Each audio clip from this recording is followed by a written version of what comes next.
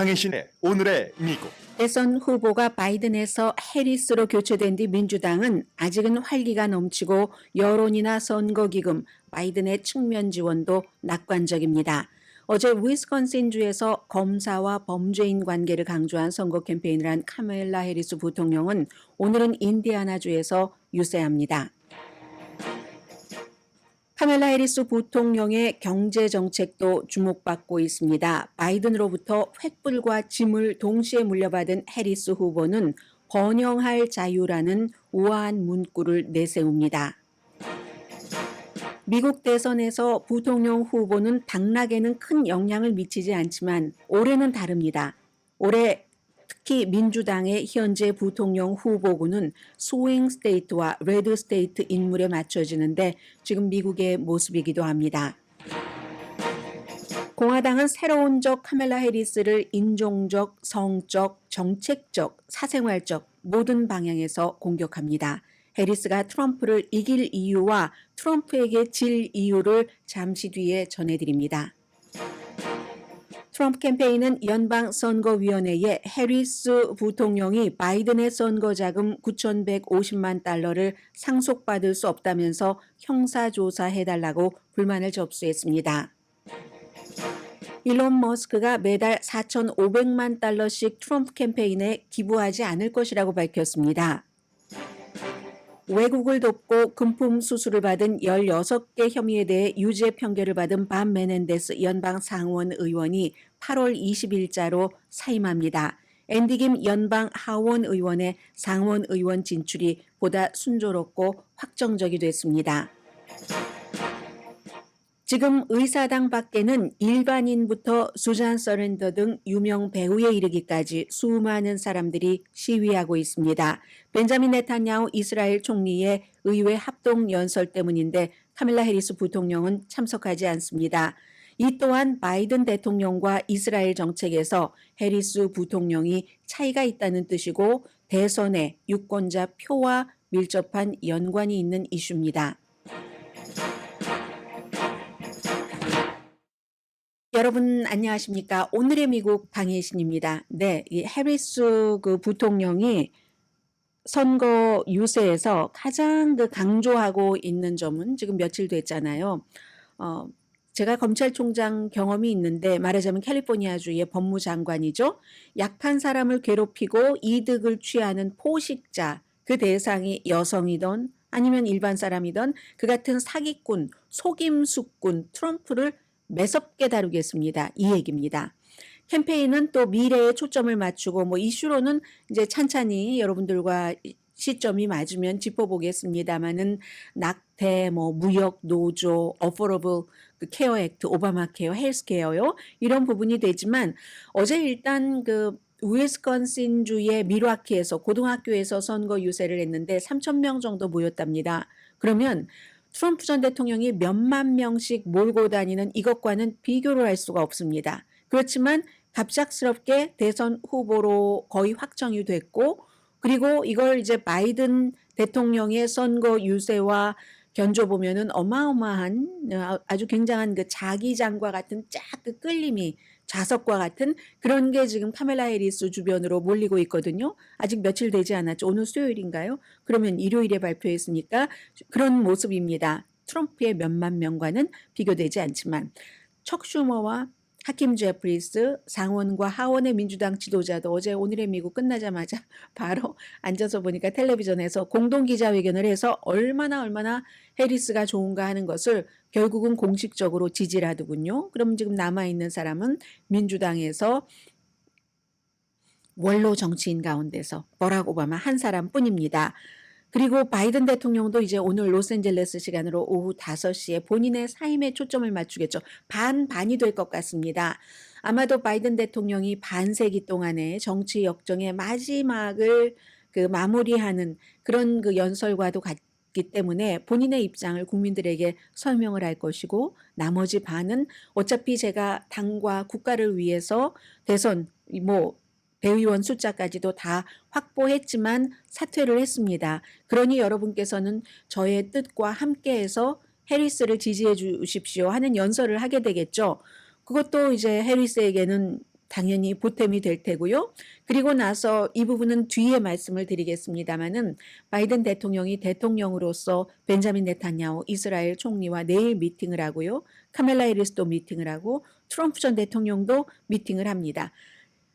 벤자민 네탄야후는 뭐 미국에서 어느 윈스턴 처칠보다도 더 많이 미국 의회에서 연설을 하는 사람이 되고 이렇게 이제 현재의 대통령은 본인의 임기를 하나하나 그 임기의 마지막 달력을 채워가면서 해리스 돕는데 최선을 다할 것이고 왜냐하면 본인이 공식 지지를 했으니까 사퇴하면서 여론의 방향도 바뀌는 것처럼 보이거든요. 지금으로선. 근데 지금으로서입니다. 지금 한 100일 남았기 때문에 선거에서 100일이 아주 영겁입니다.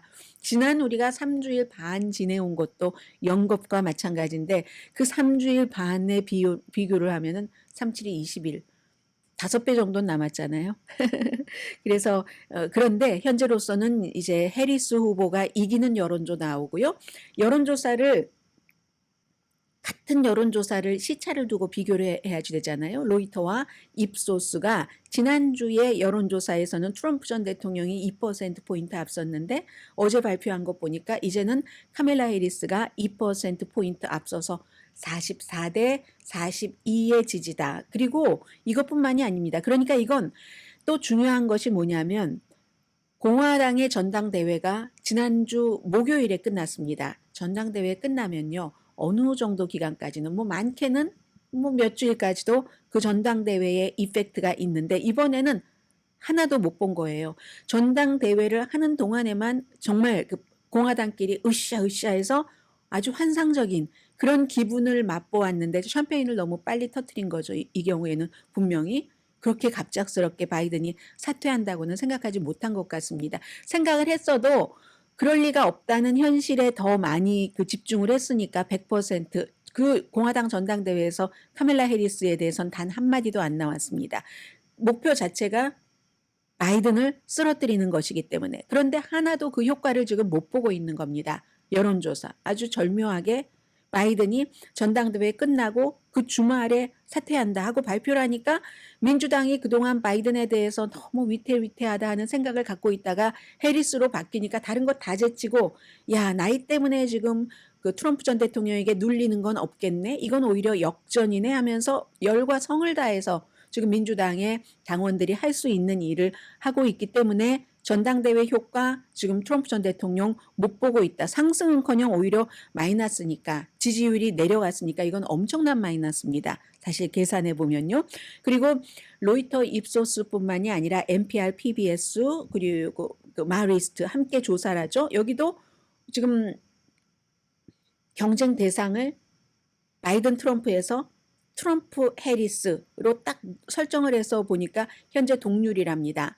그리고 이제는 그 여론조사도 트럼프 해리스, 전에는 트럼프 바이든으로 많이 나왔거든요. 왜냐하면 트럼프가 앞서가니까. 이제는 어제부터는 해리스 대 트럼프로 순서가 바뀌었다는 건 말씀드리고요. 그러니까 트럼프 캠페인이 지금 좀 몸살이 났죠. 안달이 났죠. 그래서 연방선거위원회에 일단 아니 어떻게 해리스가 바이든 것을 받아? 그 9,150만 달러라고 하는데 선거기금을 그거는 유권자들이 바이든에게 준 거잖아. 그 바이든 대의원들이 바이든의 대표에 있는데 뭔 소리야? 하지만 이건 법적으로 뭐 그다지 구속력이라든가 그 공화당의 주장에 힘을 실어줄 것 같진 않습니다. 바이든이 억지로 끌려 내려온 것이 아니라 본인이 사임을 하면서 그 대의원들을 다 풀어줬으니까 맘대로 하시오 하고 나는 해리스를 지지한다 하니까 대의원을 설정할 때 어떻게 설정을 했겠습니까? 현직 대통령 중심으로 대의원을 각 주에서 다 거기에 맞춰서 설정을 해놨기 때문에 바이든을 지지하는 사람으로 설정을 했는데 그 바이든이 물러나면서 해리스를 지지하라고 하는데 누가 해리스를 지지하지 않는 사람이 많진 않겠죠. 그래서 하루 이틀 사이에 이게 다 정리가 된 거고요. 그 부작용도 있다고 몇 번 말씀을 드렸고요. 공화당이 설령 9,150만 달러 못 써야지 된다라고 주장을 하더라도 지금 민주당이 2억 5천만 달러 정도를 이틀이 채 되지 않는 기간 동안에 모아놨습니다. 그러니까 이제 공화당이 장갑을 딱 벗었습니다. 우리 진짜 전쟁을 해봐. 총칼은 없지만 장갑을 벗었어요. 그리고 이제 카멜라 해리스에 대한 완전히 모든 것을 조준을 하는데 그런데 이제 카밀라 해리스도 바이든의 인기 없는 정책 물려받은 건 너무 당연하고요. 국제적인 위기와 남부 국경 같은 것, 그리고 온건한 척 하는 진보주의자, 프리텐디드 하는 그런 진보주의자라고 비난을 하고 있고 앞으로도 할 겁니다. 한때 카밀라 해리스가 캘리포니아주 출신이기 때문에 역시 캘리포니아주에서는 합법이건 불법이건 이민자에 대한 처우가 아주 좋습니다. 메디케어를 불법 이민자들에게도 다 줘야지 된다. 이런 발언, 그런 안에 대해서 지지를 표명한 적이 있습니다. 이게 이제 캘리포니아주에선 작동을 잘했죠. 연방 상원 선거하고 할 때. 그런데 전국적인 청중에게는 마이너스가 될 수 있다는 걸 공화당이 공격을 할 것이고, 그렇지만 59살이 78살에 트럼프 전 대통령과 대적하면서 나이 문제는 더 이상 공격 포인트가 되지 않습니다. 물론 그동안 어색한 발언을 몇 가지 했었던 그런 것들은 뭐 공격 포인트가 될 수도 있지만, 또 하나 제일 어색한 발언 가운데 하나가 남부 국경으로 막 이민자들이 올 때 바이든 행정부에서 6개월 동안 국경에 아무도 안 보냈습니다. 참 곤란한 거예요. 어차피 그건 뭐 트럼프 전 대통령이 돼도 야당의 지지 없이는 이룰 수 없는 일입니다. 포괄적인 이민개혁안 하자고 하면서 많은 것을 양보를 했어요.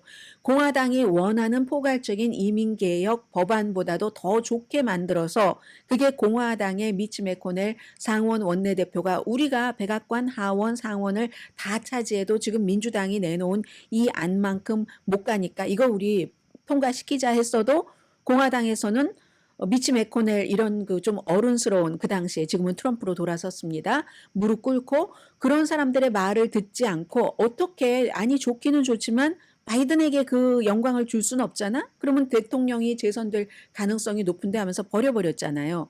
그런데 그렇게 하기 전까지 6개월 동안 참 애매하니까 이렇게 공화당이 야당이 도와주지 않으면 할 수 있는 일이 없습니다. 괜히 대통령이 가봤자 스타일만 꾸기고, 그러니까 스타일 구기는 게 겁나서 안 갔던 바이든 대신 트럼프가 먼저 국경에 갔죠. 나중에 카밀라 해리스를 보내서 성공할 수 없는 것 알면서 보낸 겁니다. 그리고 나서 기자들이 이런저런 질문을 할 때 카밀라 해리스가 이렇게 답변을 한 적이 있어요. 거기 왜 그렇게 늦게 갔냐, 안 갔느냐, 가서도 해결한 것 없고요. 카밀라 해리스가 저요 유럽에도 안 가본 사람인데요. 지금은 뭐 갔겠죠. 유럽에도 안 가본 사람인데요. 얼마나 이쪽에서는 멍청한 발언이다라고 얘기할 수 있죠. 그런 식으로 계속 공격을 할 것이고, 또 하나는 최초의 백인이 아닌 여성 대통령이 될 수 있잖아요. 수많은 성차별, 인종차별 받아왔습니다. 카밀라 해리스. 버싱이라는 것 있잖아요. 미국에서. 카밀라 해리스가 오클랜드에서 태어났는데 그 당시에 캘리포니아가 그래도 진보적이어서 완전히 거의 100%가 백인이었던 학교에서 그렇게 차별하면 안 돼 해서 카밀라 해리스가 버스를 타고 저기 멀리 그래도 학군 좋은 데를 갈 수 있었거든요. 그 학교가 거의 100% 백인에서 그 같은 법이 만들어지고 나서 40% 흑인 학교가 됐습니다. 그래서 이제 그런 인종차별의 공격의 대상이 됐는데 이번에도 엄청나게 공격을 받을 겁니다. 특히 이제 뭐 여자라는 것도 그렇고 흑인이라는 것도 그렇고, 또 하나는 윌리 브라운 전에 그 15년 동안이나 하원의장을 했죠. 캘리포니아주에서. 심지어 이 윌리 브라운이라는 흑인입니다. 카밀라 해리스와 30살 차이가 나서 카밀라 해리스가 29살인가 30살 때 약 1년이 조금 안 되는 것 같아요. 94년부터 95년까지니까 데이트를 했었던 사람인데, 그 사람이 카밀라 해리스를 정치적으로 도운 것도 있습니다. 다만 샌프란시스코 검사로 선출되기 전에, 캘리포니아주 검찰총장으로 선출되기 전에, 연방 상원의원으로 선출되기 전의 관계입니다. 알라메다에 말하자면 신참 검사할 때에 그 정도 사귀었고, 그런데 사귀면서 두 가지를 해준 게, 하나는 의료 관계, 커미셔너, 그리고 하나는 연금이 아니라 실업수당 관계였거든요. 돈을 좀 많이 받는 그런 자리였어요. 그렇게 해줬는데 이 윌리 브라운이 뭐라고 얘기하냐면요. 이 얘기 처음 나왔던 2019년도에 So what? 내가 카밀라 해리스만 도왔냐? 그리고 카밀라 해리스가 능력이 안 되는데 도왔냐? 그리고 카밀라 해리스를 위해서 내가 없던 자리를 만든 거야? 아니잖아. 나는 카밀라 해리스만 돕지 않았어? 낸시 펠로시도 도왔고 게빈 뉴섬도 도왔고, 이렇게 얘기를 했었습니다. 그리고 그 당시에 이 남자는 24년 결혼 생활 하다가 1984년부터 와이프와 별거 상태였습니다. 그리고 10년 뒤인 94년도에 해리스를 만났거든요. 해서 뭐 어쨌든 뭐 취업업 하면서 도와줬다는 거예요. So what? 이 사람은 이렇게 얘기를 하지만 그 94년도 30년 전의 일이군요. 이걸 굉장히 공격을 지금 하고 있습니다. 제일 그 황당한 공격은 여자이기 때문에 여성 차별적인 이런 건 이제 트럼프 전 대통령의 전매 특허기 때문에 플레이북이잖아요. 인종에 대해서 공격한 건 버락 오바마에게 먼저 해봤었고 인종차별. 그리고 여성에 대해서는 힐러리 클린턴을 맨 앞으로 해서 완전히 뭐 쫓아다니면서 뭐 휴렛 패카드의 CEO도 본인과 무슨 예비선거할 때 저 말상을 뭐 이렇게 성폭행 피해자, 본인의 피해자는 내가 저런 여자를 어떻게 했겠어? 이렇게 얘기를 하지 않는가. 니키 헤일리에게는 본인의 그 유엔 대사였는데 세대갈이라고 하고 그리고 또 그 언론인 그 저널리스트 그에 대해서는 또 무슨 뭐 눈에서 피가 난다고 하면서 지금 생리죽인가 뭐 이런 식으로 메건 켈리에 대해서는 얘기를 했잖아요. 그런 문제들을 앞으로도 이 그 카멜라 해리스는 엄청 겪어야지 될 겁니다. 윌리 브라운과의 관계 이런 것은 이미 남편이 그 방어를 하고 지금 나섰거든요. 그래서 결국은 공화당의 공격 이런 것과 상관없이 지금부터는 카멜라 해리스가 트럼프 전 대통령을 이길 수 있는 4가지, 트럼프에게 질 수 있는 4가지 요건을 전해드리겠습니다. 많은 그 부분은 이미 조금씩 나왔던 것이고 이게 더 힐이라는 신문이 종합을 해놓은 것인데 좀 유용하다고 생각이 돼서요. 가끔가다 정리할 타임이 필요하잖아요. 해리스가 트럼프를 이길 이유.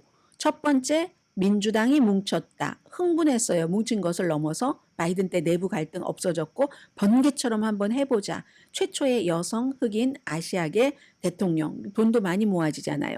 그리고 두 번째는 나이 이슈가 사라진 것뿐만이 아니라 오히려 민주당에 유리하게 됐다는 것. 트럼프 전 대통령도 바이든 대통령이 하도 심해서 가려져서 그렇지 요즘 말실수 엄청 많이 합니다. 낸시 펠로시와 니키 헤일리를 혼돈을 하는가 하면 바이든을 부르는 것 같은데 최근에 오바마라고 3번이나 부르지를 않나. 그리고 토론을 한 이후에 물론 많은 사람들이 85%가 바이든 안 되겠어. 재선 나가면 이렇게 얘기했지만 그 똑같은 여론조사에서 트럼프도 대통령 하면 안 되겠어. 너무 늙었어. 대통령 하기에 보니까 전과 영 다른데? 라고 답변한 사람이 60%나 됩니다. 그게 바이든의 85% 때문에 가려졌던 겁니다. 해리스에겐 유리하고요. 세 번째, 트럼프도 인기 없었다. 지금도 무당파에게 인기 없지만 전에도 인기가 없었다. 미국인의 트럼프에 대한 부정적인 평가는 대체적으로 53%, 긍정적인 평가는 42%인데 현재 이게 더 힐의 조사인데 이것도 암살 이후입니다. 암살 이후에 조금 올라갔다고 하는데도 그렇잖아요. 그리고 유권자의 그 파퓰러 보트에서 2번 다졌어요. 2016년에도 2020년에도 2016년도에는 파퓰러 보트에서 힐러리 클린턴에게 300만 표 이상을 뒤졌지만 선거인단 시골 중심으로 구성되어 있는 그런 것 때문에 이겼었던 거고요. 마지막으로 해리스가 트럼프에게 이길 4번째 이유는 민주당의 최고로 좋은 이슈에서 카멜라 해리스가 선두에 있다는 거죠. 상상하시는 대로 낙태입니다. 여자가 대권 후보일 때는 낙태 문제 굉장히 중요하게 다뤄지죠. 논쟁이 될 겁니다. 그러면 카멜라 해리스가 트럼프 전 대통령의 질 4가지 이유. 첫 번째, 카멜라 해리스도 사람들이 별로 좋아하지 않습니다. 카리스마가 없고요. 그냥 비호감이에요. 주는 거 없이 미운 사람이에요. 정치인으로서.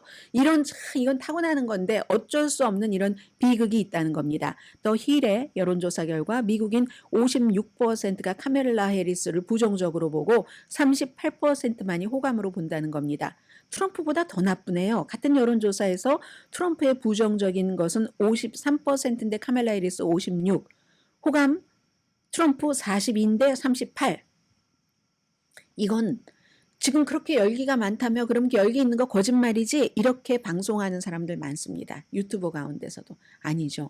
민주당에서는 확 타올랐는데 무당파 가운데서 그다지 열기가 타오르지 않았다. 이렇게 보시는 게 맞을 것 같고요. 그리고 또 이게 몇 번째인가요? 2번째, 질 이유. 2020년에도 다 잊으셨겠지만 카멜라 해리스가 바이든 대통령과 겨뤄보겠다고 예비선거에 나왔습니다. 처음엔 좋았죠. 본인이 태어난 오클랜드 거기서 처음에 딱 선거 캠페인을 하는데 2만 명이나 모였습니다. 그 당시에. 근데 그게 그게 끝이었고 2019년도였거든요. 그게 이제 그 캠페인 할 때 1월 달이었고 그 다음에는 별로였어요.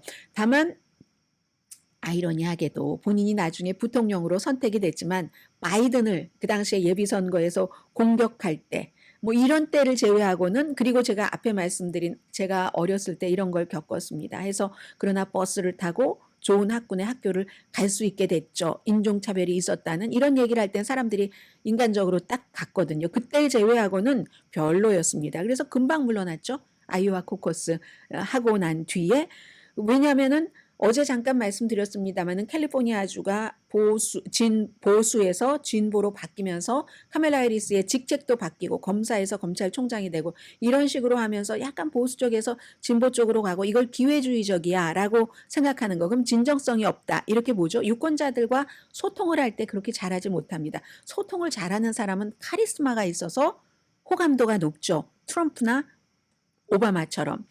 그리고 그 같이 일하는 사람들 사이에서의 내분이 좀 많답니다. 카멜라 해리스가 그런 문제 있고 세 번째로 카멜라 해리스가 트럼프에게 질 이유는 유권자들의 편견입니다. 이거 굉장히 중요한데요. 간단히 미국인이 흑인 여성을 대통령으로 선출할 것인가? 여러분 한번 생각해 보세요.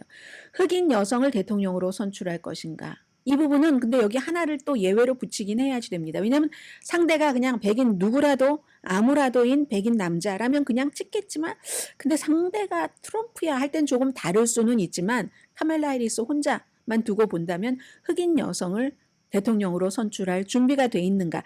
네. 라고 하는 사람은 오바마 전 대통령이 이미 인종적인 차별을 허물었다고 보지만 그렇지 않습니다. 아무튼 그리고 최근에 몇 년 동안은 여성이 굉장히 중요해졌잖아요. 연방 대법원이 도와서 낙태 이런 것 하니까 여성들이 막 나와서 투표도 하고 주지사에도 나오니까 투표를 여성들이 많이 하니까 막 당선시켜주고 이런 그럼에도 불구하고 힐러리 클린턴도 2016년도에 엄청나게 여자라는 것 때문에도 당선되지 않은 그런 부분들이 있습니다. 그러니까 남자가 막 허허하고 웃으면 호탕해 이렇게 얘기하는데 카멜라 해리스가 하하하하 웃으면 그게 다 비웃음의 대상이 되잖아요. 댄스하는 것, 뭐 동작하는 모든 것들에 대해서 백인 다른 정치인 남자 동료가 할 때는 그게 다 좋게 호감으로 가는 게 다 비호감으로 간다는 겁니다. 이건요. 여자가 직장에서 봉급 올려달라고 하면 여자가 말이야. 아주 그냥 까칠하고 싸가지가 없어. 이렇게 얘기를 하고 남자가 봉급을 올려달라고 하면 당연하지. 남자가 그 정도 야망은 있어야지 되고 그리고 하는 만큼 받아야지. 또 가장이잖아. 이렇게 얘기를 하잖아요. 그런 약점이 카멜라 해리스에게 있다는 겁니다. 네 번째. 민주당의 최악의 이슈도 카멜라 해리스가 끌어안고 가야지 되는 것. 제일 중요한 것은 아무래도 이민과 경제 아니겠어요? 지난 몇 개월 동안 남부 국경에서 무단으로 침입하는 그런 불법 체류자들은 줄어들긴 했지만 그러나 여전히 이제 이게 큰 문제이고 국경 자르다 뭐 이렇게 별명을 붙였잖아요. 부통령이 뭐 거기에 대한 책임자도 아닙니다. 사실 국토안보부에서 하는 거겠죠. 그러나 행정부이기 때문에 그런 것, 또 인플레이션을 다루는 것 이런 것들이 굉장히 약점이고 이런 것 때문에 카멜라 해리스가 트럼프 전 대통령에게 질 수도 있다 하는 더 힐의 분석입니다.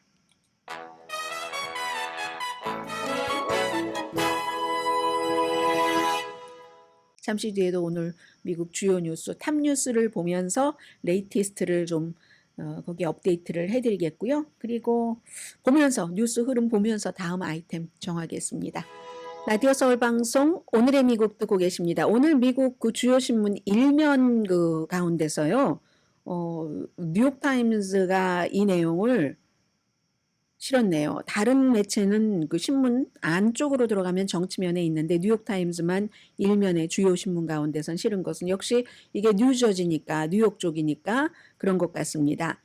외국을 돕고 이집트와 카타르 금품 수수를 받은 16개 부패 혐의 그리고 외국을 도운 혐의에 대해서 지난주입니다. 유죄 판결을 받은 밥 메넨데스 연방 상원 의원이 딱 8월 20일에 사임한다. 그 날짜부터 적용이 된다.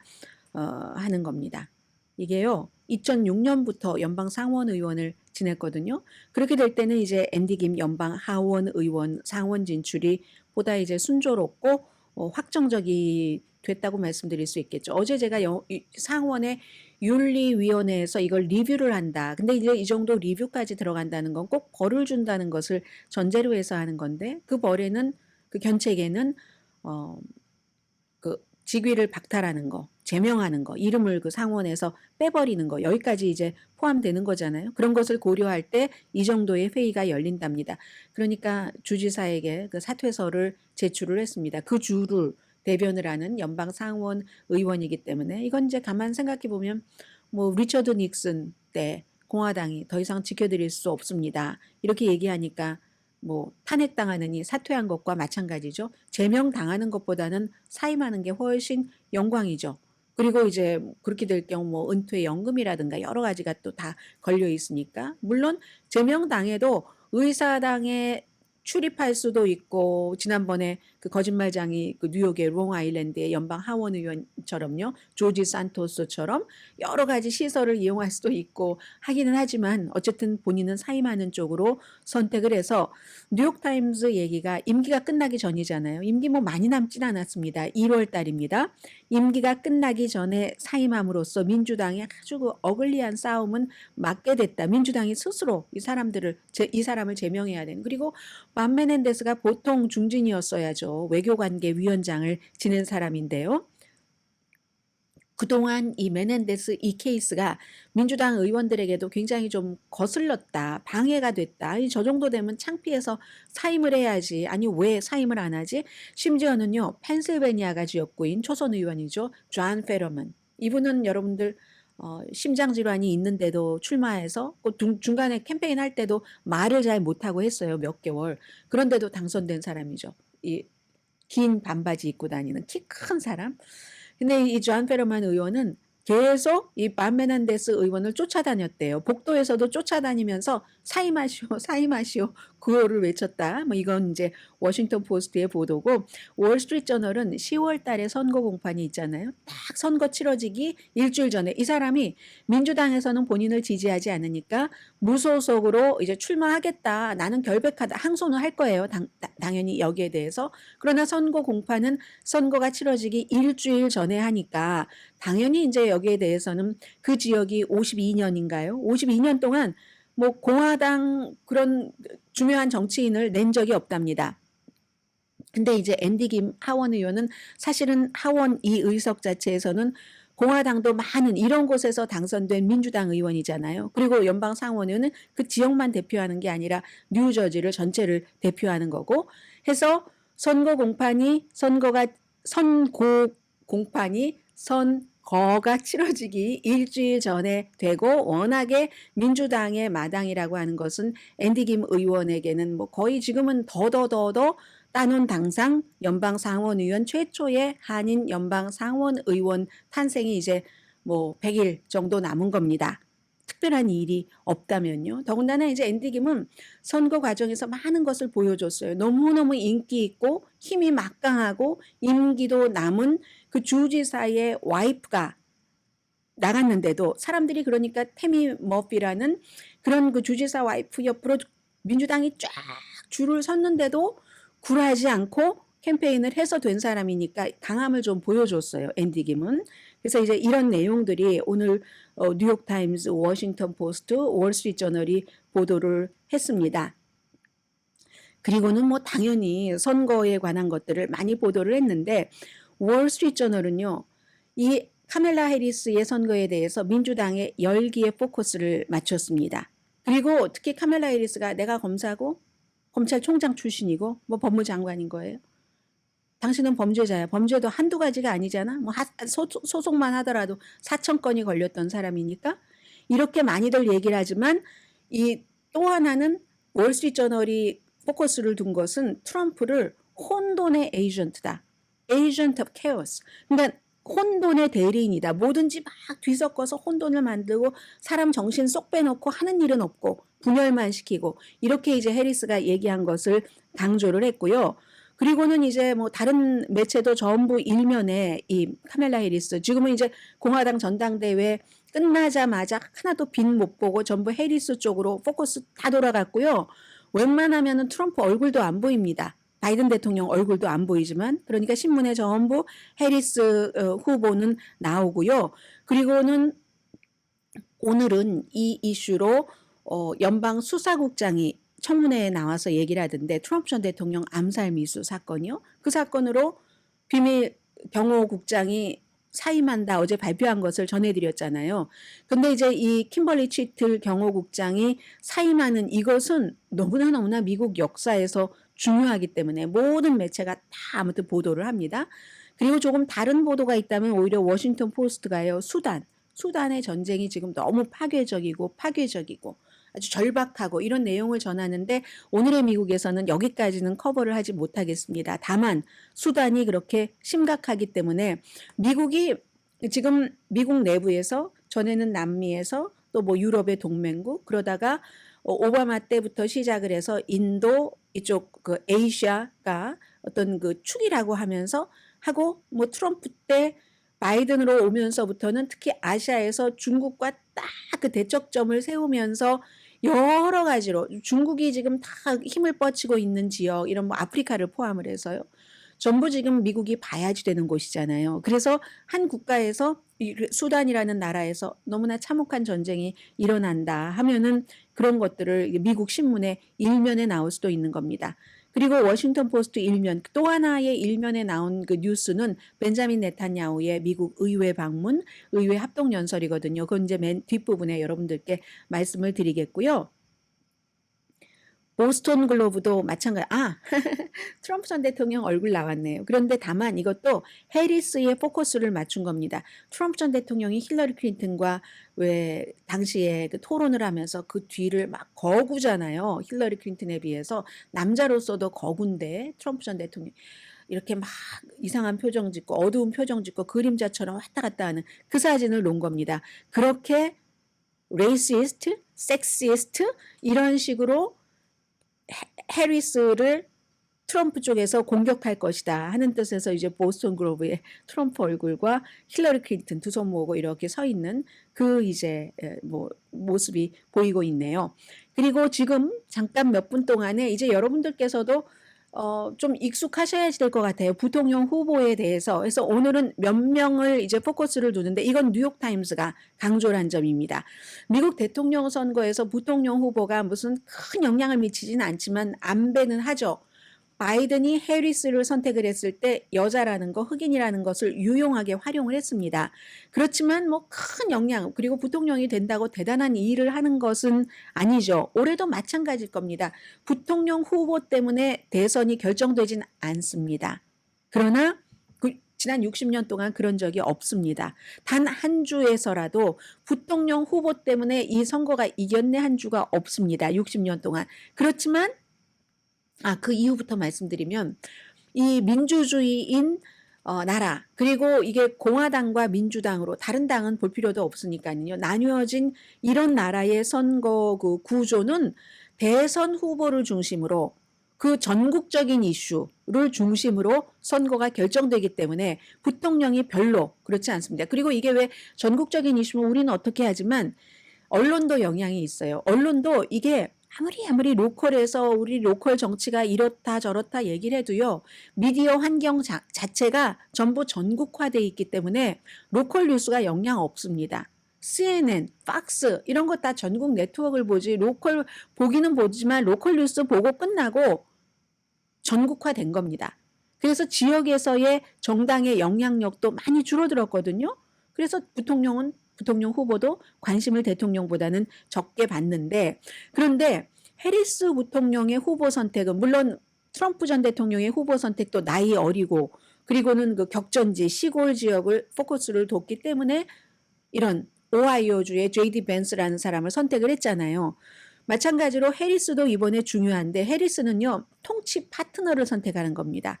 해리스가 누구는 극진보라고 하고, 극진보에선 저 사람은 그냥 중도야라고 얘기를 하는데, 그러니까 그럼에도 불구하고 진보 쪽으로 지금 공화당에서 계속 해리스를 몰고 가니까 그렇지 않다 하는 온건하다 하는 쪽으로 통치 파트너를 선택을 해야지 되는 겁니다. 또 하나는 잠재적인 미래의 대통령 후보를 선택을 해야지 되는 거고요. 이건 뭐 4년 전에 바이든이 후보 선택할 때도 마찬가지였죠.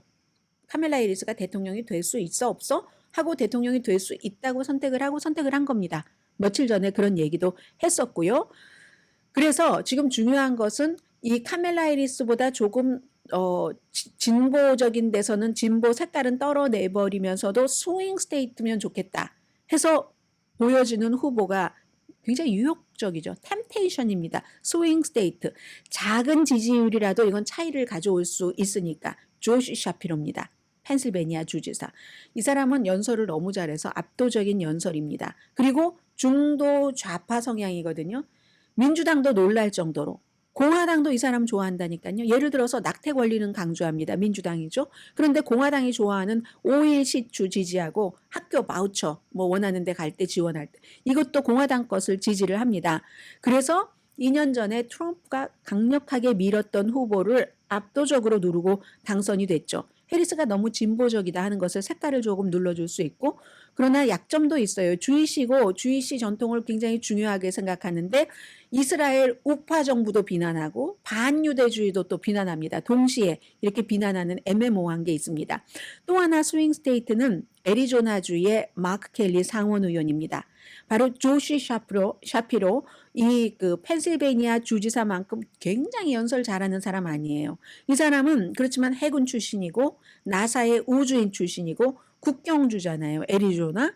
바이든의 이민 정책, 해리스의 이민 정책을 비난받는 이때에 더군다나 총 맞아서 2011년이었네요. 가브리엘 기퍼즈 연방 하원 의원 그 와이프, 지금 말도 제대로 못하는 그 와이프의 남편이기 때문에 중요하다는 거죠. 그를 선택해서 이기면 대신에 또 딜레마가 있어요. 2026년도 상원에서 민주당이 의석을 잃을 수도 있다는 거. 그게 있고 또 하나 스윙 스테이트에서는 그레첸 피트머 미시건 주지사가 있는데 이건 제가 말씀드렸죠. 여성이라서도 그렇지만 본인 자신이 안 하겠답니다. 안 될 걸 알고 안 하는 걸 거예요. 그리고 레드 스테이트 주지사들도 중요하죠. 해서 로이 쿠퍼 노스캐롤라이나 주지사 이 사람은 근데 나이가 좀 많아요. 67세.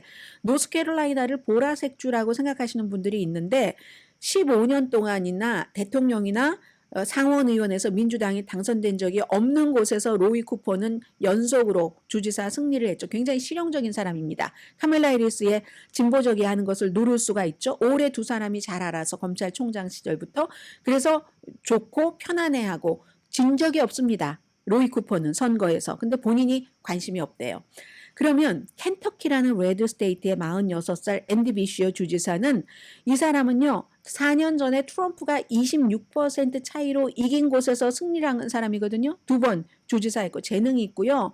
아주 그 컴패션도 있고요. 공화당도 좋아해요. 민주당 젊은 46살인데 검찰총장 했고 교회 집사입니다. 크리스천 교회 제자회에 그리고 아버지가 이 주에서 2007년부터 15년까지 주지사를 지냈고 코비드 때 너무 관리를 잘했고 그리고 민주당에도 쓴소리를 합니다.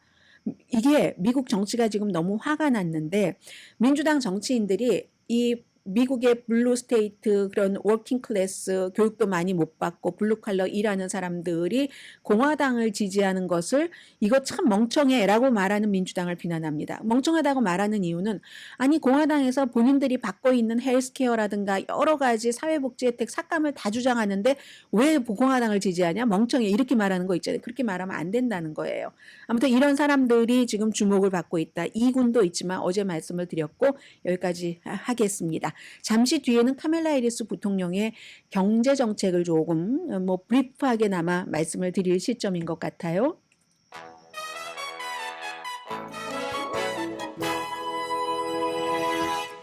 라디오 서울 방송 오늘의 미국 듣고 계십니다. 이 일론 머스크 공화당의 지지자 특히 이제 트럼프 전 대통령 암살 미수 사건이 있으니까 그날 딱 지지했잖아요. 몇 개월 전에는 나는 공화당이고 민주당이고 돈도 안 주고 특정 후보를 지지하지 않겠다 했다가 이제 쫙 그 바람을 탄 겁니다.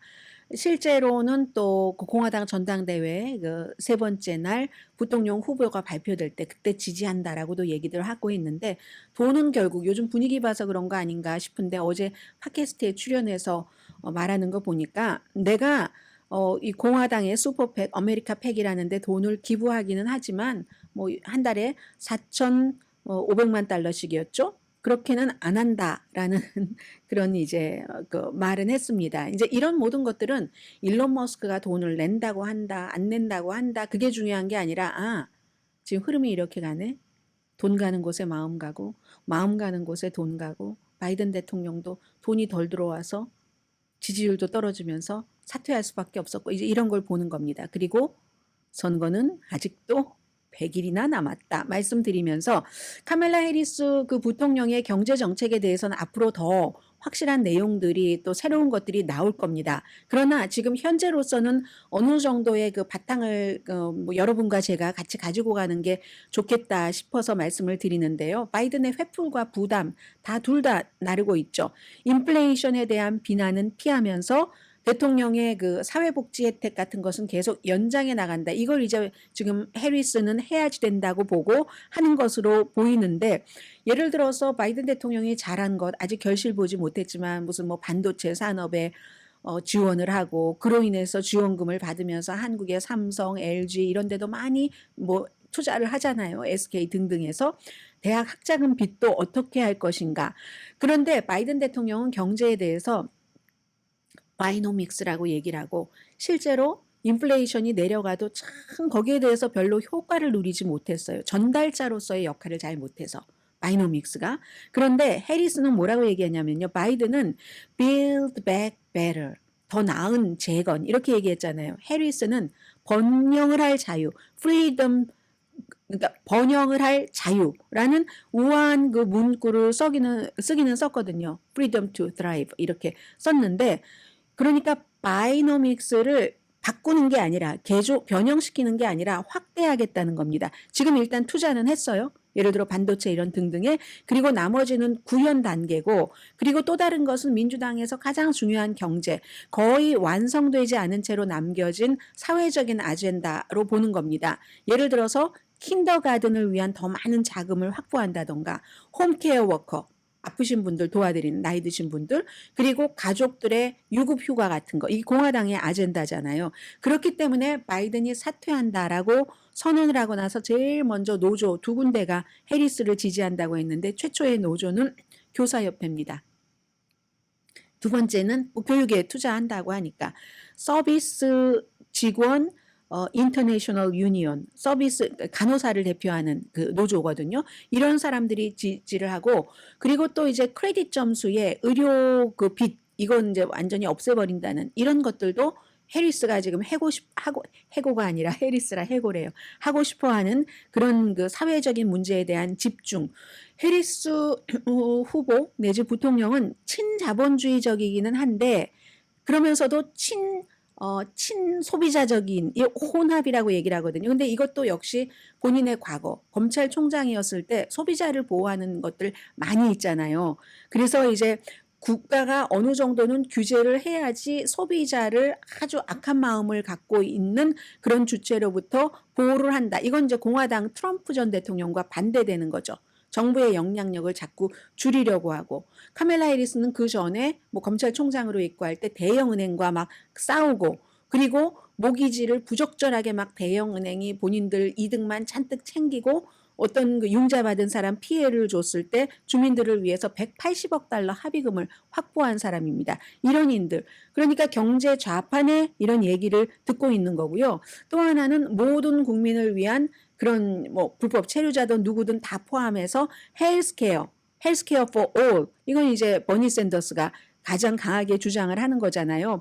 이런 것으로. 그런데 지난 몇 년 동안은 사실 부통령이 별로 한 건 없지만 중도 쪽으로 조금 기운 것도 사실이거든요. 그래서 이건 해리스의 자문단을 보면 아는데 경제정책에 대한 주요 자문단이 무슨 뭐 마이크 파일이라든가 온건파예요. 이런 사람들로 포함이 돼 있고 그리고 그 세금 입장에 대해서는 바이든 대통령보다는 오히려 좀 강하죠. 왜냐하면 트럼프가 2017년도에 막 부자들 세금 엄청나게 깎아준 거 이거 다 없애야지 된다고 하거든요.